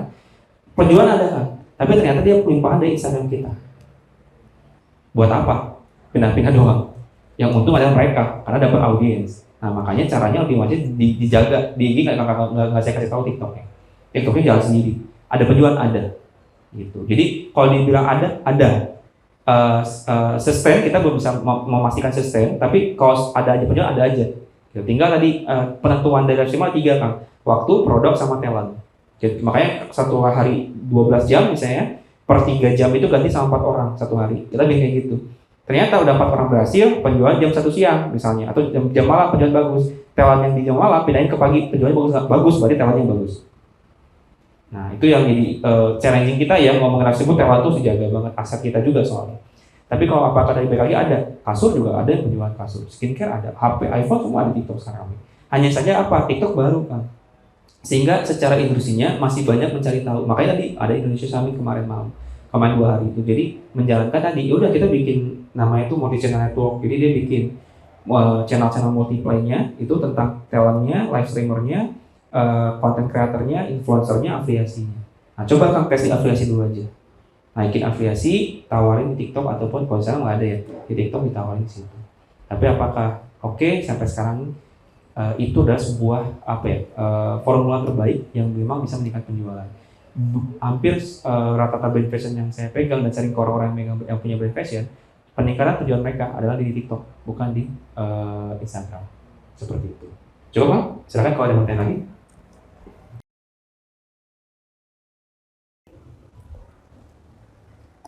Assalamualaikum warahmatullahi wabarakatuh. Waalaikumsalam. Kan tanya tadi kan seperti penjualannya melalui online itu kayak TikTok itu. Kalau parfum seperti itu kan ada misalnya kayak tadi di kain, terus skincare kan ada videonya misalnya ini jadi seperti ini jadi ngobrolin atau apa. Tapi kalau makanan gitu, kalau makanan atau minuman kan nggak mungkin ada testernya ada. Betul. Kecuali kalau kita bawa sendiri. Nah jadi lebih sulit makanan dan minuman berarti ya. Oke, menarik. Itu satu. Kita boleh, silakan. Satu lagi, gimana kiatnya ya upaya kita dalam mencapai target, misalnya kita ingin pemasukan kita, penghasilan kita itu sebulan atau seminggu sekian gitu. Oke. Minimal stabil gitu lah, nggak terlalu tinggi peningkatannya. Itu upayanya gimana? Oke, siap. Bagus Bu pertanyaannya. Sebelumnya saya mau nanya, makanannya makanan yang bisa tahan lama dalam perjalanan atau seminggu? Oke, nah ini menarik. Saya pernah megang ini juga Bu, ngomongin makanan. Ceritanya ngomongin bakery, roti kayak gitu. Roti kan nggak bisa lama ya. Roti isi kayak gitu, kayak saya roti kayak gitu. Caranya adalah akuisisi wilayah Bu. Karena kejalan kita online itu untuk dapat traffic kepada offline, datang ke toko kita. Atau nggak order by WhatsApp buat dikirim, gratis pengiriman atau COD. Kita nggak bisa ngomongin online kalau makan. Kecuali Kosnek bisa online. Makanya tantangan dalam terakhir ya, saya tuh megang salah satu roti unik di Bandung, bentuknya buaya, mungkin kalau teman-teman roti buaya. Kejalan mereka adalah penambahan cabang di setiap wilayah. Karena mereka tahu kita nggak bisa ngiklan, gitu. Kita nggak bisa ngiklan untuk melakukan penjualan. Iklan kita untuk menaik traffic, orang tahu kalau kita ada di Bandung. Nah, sistemnya apa? Sistemnya tadi penambahan cabang, Bu. Kalau makanan ibu kayak gitu, biasa sistem reseller sebenarnya.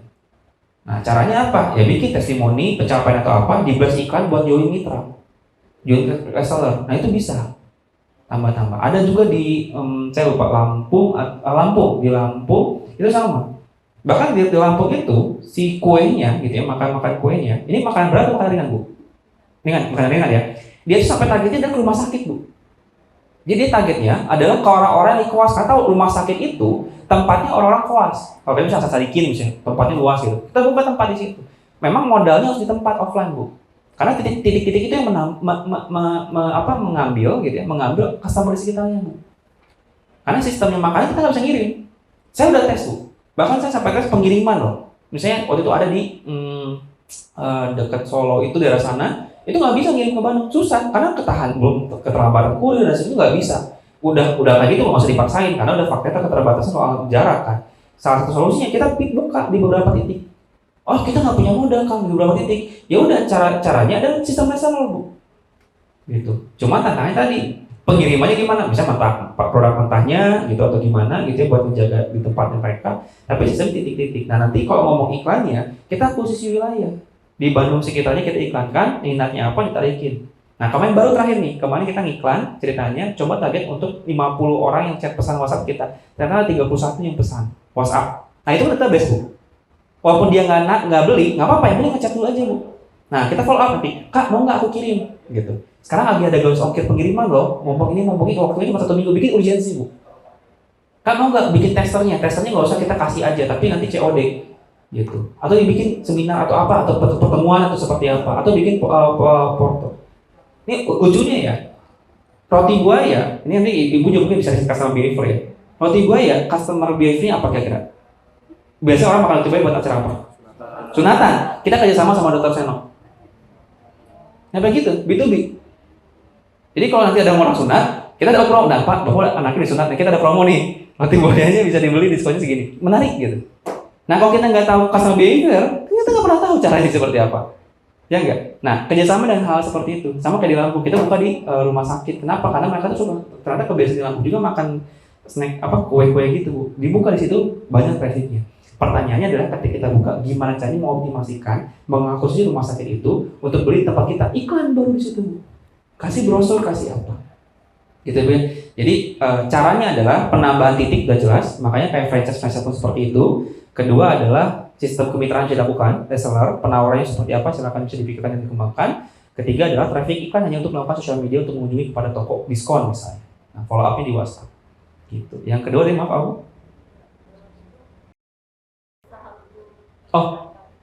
Target ya? Target. Oke.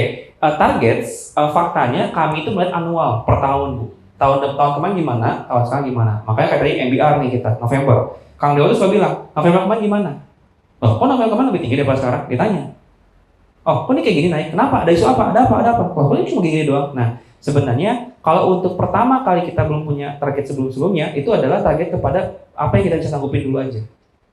Gitu. Saya target sehari ada penjualan 10 dulu. Growth dulu aja, Bu, 10 sehari. Berhasil nih. Target itu bukan maksimal, Bu, tapi minimal. Jadi kalau target 10 pembeli, itu minimal. Berarti kalau ada 10, kenapa nggak lebih? Naikin lagi besok, 15, naikin lagi. Konsepnya adalah growth mindset, Bu. Bagaimana cara kita berpikir kritis, ketakutan terus. Bahkan ada satu brand yang saya pegang ini cukup besar, dia tuh nggak pernah end user Bu sekarang. Tapi saya pindahin ke end user, tiap hari saya bilang, saya pastikan channel yang kalian buka, tiap hari update penjualannya. Padahal bukan saya megang, mereka, saya tegang tiap hari Bu ngeliatnya. Jam 4 sore udah siap-siap, aduh penjualan berapa nih, kayak gitu. Tapi ketika saya tegang, saya harus mikirin lagi ke depannya harus ngapain kan. Ngapain ke mereka, bikin lagi, kan nge-push kitanya, supaya kita punya ide-ide bagus. Gitu. Jadi kalau ngomongin target, presentasikan kesanggupan produksi berapa, gitu ya, dan berapa nilai kalau di produk itu expirednya, sehingga kita tahu per hari harus berapa. Gitu. Kalau misalnya target lebih simpel lagi, kalau target modal Bu, kita buka event gitu ya, misalnya ada acara makanan gitu, ibu buka stand, modal budget berapa di sana buka, misalnya 5 juta 2 hari, berarti produk minimal terjual berapa untuk balik omset, naikin 25%. Misalnya, kalau 5 juta, saya balik modal, 100 produk kejual, berarti 25 harus kejual. Itu minimal target di situ. Gimana caranya? Makanya kadang-kadang kalau di event di hari terakhir kalau diskon habis-habisan. Kenapa? Karena tadi itu penjualan, bukan untung. Gitu dulu. Yang penting penjualan dulu, bisa jadi kayak gitu nanti. Karena akuisisi dulu kan. Yang penting mereka tester. Bisa jadi harganya harga balik modal kan, bukan harga untung gitu. Untungnya cuma 25 produk kan, tapi yang penting saat balik modal itu aman kita. Buat nanti muterin lagi uangnya. Gitu. Jelas tuh? Sip. Oke, terima kasih. Silakan. Assalamualaikum warahmatullahi wabarakatuh. Waalaikumsalam warahmatullahi wabarakatuh. Mau nanya ini kan, kalau setiap channel itu ada kriterianya nggak sih? Soalnya saya itu produknya tuh produk jasa. Oke. Ada yang produk fisik sama produk jasa. Nah, apakah produk jasa tuh cocoknya tuh iklannya atau channelnya itu milih channel yang mana gitu? Oke. Sama funnelingnya kayak gimana kalau produk jasa? Terima kasih. Oke, sip, mantap. Jasa apa kan kalau boleh tahu? IT. Website kayak gitu? Oke, menarik kan. Ini ceritanya ini menarik juga ya. Saya ada rekanan, dia IT ceritanya. Dia bikin seminar kan, seminar gratis. Nah, audiensnya bisa cari ke orang-orang KOL ataupun influencer atau teman-teman sekitarnya. Dia mengapresiasi satu kota dulu, bukan di Bandung.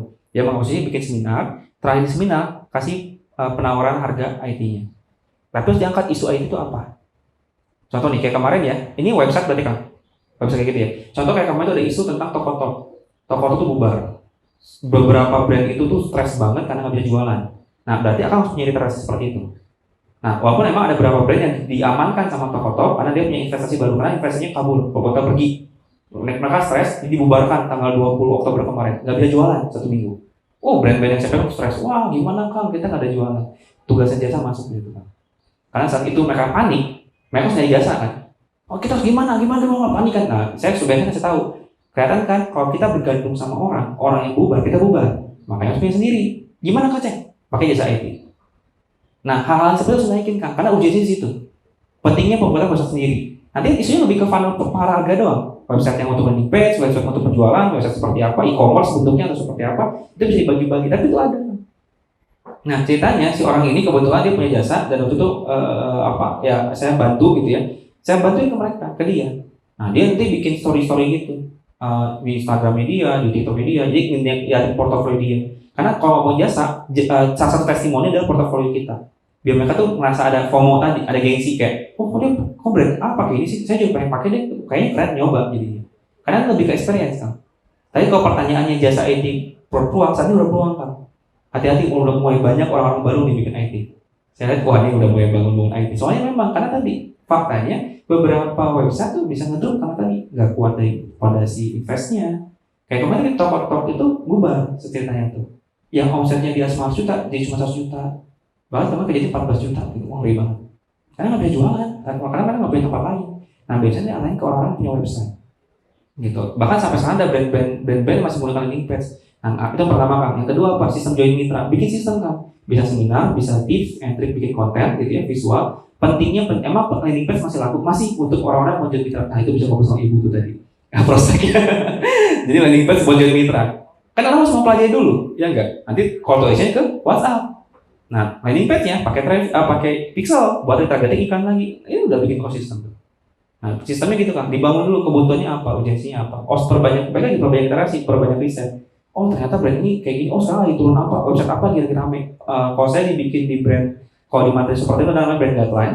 Salah satu materinya adalah ngomongin tentang role model dan juga kompetitor. sistem kita dibangun ada SWOT, strengths, weakness, opportunity sama traits, kelebihan dan kekurangan dari setiap masing-masing kompetitor dan juga role model. Setelah itu kita pelajari terus dalam situ, riset. Sampai kita bikin laporan. Oh, si brand A jualan di mana aja, jasanya apa aja, kontennya apa saja dibuat, dibangun. Apa yang bisa kita jual yang menjadi sebuah kelebihan atau trends kita ataupun opportunity kita buat si kompetitor tadi. Itu menariknya. Bikin kontennya. Tapi kalau dibilang peluang banget kan. Sekarang banyak orang, ya tadi semakin banyak orang menggunakan digital marketing loh sekarang. Semakin banyak online dan semakin banyak orang mencari formula terbaik. Nah, mungkin akan bisa memberikan product offering yang menarik. 1 minggu gratis atau apa gratis atau apa. Nah, itu bikin orang nyoba dulu. Yang penting akuisisi dulu kan. Target utama adalah akuisisi. Kalau ngomongin untung, bonus sebenarnya. Itu kalau ekstrimnya ya. Yang penting ada beli dulu deh. Yang penting balik modal gitu dulu. Kenapa? Karena kan website itu panjang kan. Ya enggak? Kontraknya bisa lama, bisa terus-terusan. Nanti nextnya apa? Bisa development, bisa desainnya, bisa apa? Produknya turunan tuh. Nah, siapkan produk turunan itu kan. Bahkan jangan sampai ketika ada orang nggak minat, kita nggak punya namanya. Nah, itu sama branding data saja bikin namanya custom interview. Saya mau nanya dong sama kayak gini, oh saya nggak suka, oh yaudah makasih, nggak bisa gitu. Tanya kenapa nggak sukanya. Gitu. Kalau bapak nggak tahu, oh gini pak, gini gimana kalau saya kasih bapak 1 minggu ini waktu diskon segini buat bapak, tegang tuh. Wah beli nggak ya, beli ya. Ini gitu kan bener. Ini cerita juga, ini menarik ya. Jadi ceritanya di Bandung, saya sampai ada dua, ini saya akan bicara tentang satu tempat di mall. Ada tentang tempat gym sama tentang tempat aktivitas retention.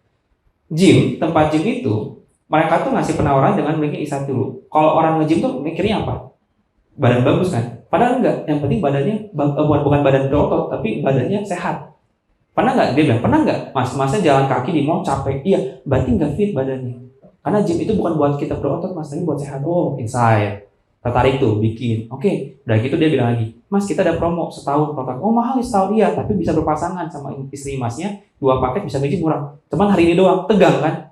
Ngupayain dia, wah nabung nih, mana uang kumpulin, hitung dulu berapa. Oh segini nih, tegang dia. Karena dia udah punya insight, dia punya kebutuhan bahwa nge-gym itu bukan untuk berotot, tapi untuk bugar, badannya bugar, sehat. Nah pertanyaannya apakah dia pakai setiap hari nge-gym? Belum tentu kan? Sama kayak website gitu. Apakah tiap hari dia akan menggunakan website? Belum tentu gitu kan. Nah itu produk kita selanjutnya bisa upsell malah. Buat mereka ngejaga bersama kita. Ada lagi yang kedua, ini retention ini menarik sebenarnya. Bisa kolaborasi, sistemnya kolaborasi. Ceritanya di Ciwok ya, kita tahu ya Ciwok ya. Tahu kan di resepsionisnya suka ada flywheel yang buat hadiah gitu, muterin gitu. Ceritanya saya waktu itu belanja terus dia bilang, "Mas, ini kalau minimal belanja berapa ratus ribu tuh dapat muterin," katanya. Oke, saya muterin. Padahal dia nggak seberapa, cuma 2 jam parking gitu kan, yang berapa lah nggak mahal gitu ya. Tapi setelah itu dia ngasih kupon makanan di situ. Mas, ini ada lagi kupon makanan. Saya kaget. Oh, kan saya nggak ada kebutuhan enggak. Ini ada promo kupon makanan pembelian hari ini di mall. Diskonnya 30%. Itu kan yang awalnya saya nggak butuh, terinspirasi untuk beli jadinya. Acquisition. Terus saya sampai nanya, Mbak, saya mau nanya, sehari orang nukerin kupon buat ikutan berapa orang? Di weekend 1 hari bisa sampai 1.000 orang, Mas. Gila nggak? Bisa jadi dari 1.000 orang, 10% aja orang nukerin voucher ke dia. Ke tempat itu. Itulah namanya akuisisi customer tadi. Yang awalnya nggak minat, mau nggak mau jadi minat jadinya tuh. Karena nggak rugi kan? Ya nggak rugi. Karena kita punya produk, ada akadnya kan dapat take and give gitu kan. Bisa kita bayar, kita dapat gitu. Nggak hilang uangnya, jadi produk kan gitu. Nah itu jadi kayak gitu kan. Wah kacau nih kan. Sampai segitu orang mikirin retention. Kalau cross product. Yang produknya apa awal kita datang, jadinya produk apa kan jadi wah nggak beli sayang nih. 30% lumayan, jadi 35.000 dari 50.000 misalnya. Jadi beli, padahal nggak butuh. Bisa jadi, udah buat kamu ini kasih ke orang, bisa kayak gitu. Nah itu dilakukan sama Starbucks sekarang juga. Kalau kita beli Starbucks, dapat voucher lagi, diskon lagi, beli lagi tuh besoknya. Dapat lagi, beli lagi diskonnya. Udah dia suka, diskonnya kurangin, jadi 20.000. Tetap beli ujung-ujungnya gitu. Karena udah dapat experience tempatnya enak, kopinya enak, segala treatment segalanya. Bikin ketergantungan kan. Website tuh bisa, produknya banyak, produk penetrasi, bangun produk penetrasinya. Website, desain website, landing page, bisa sampai course landing page, sampai nanti akan kalau udah dapat customer, bikin brand baru, ngajarin orang bikin landing page. Yang awalnya jasa, dibikin produk, tapi nggak jangan sampai akan tahu itu punya akan yang megang, orang lain aja, tapi customer bisa diiklankan di customer yang ini, punya isu atau apa bisa kayak gitu retargeting. Siapa tahu orang-orang yang nggak minat buat beli karena dia pengen belajar, bisa jadi seperti itu kan isunya. Makanya bikin produk baru, ngasih coursing landing page, apalagi konsep coursing. 1 kali upaya, long last tuh. jualannya gitu. Ya, sip. Oke.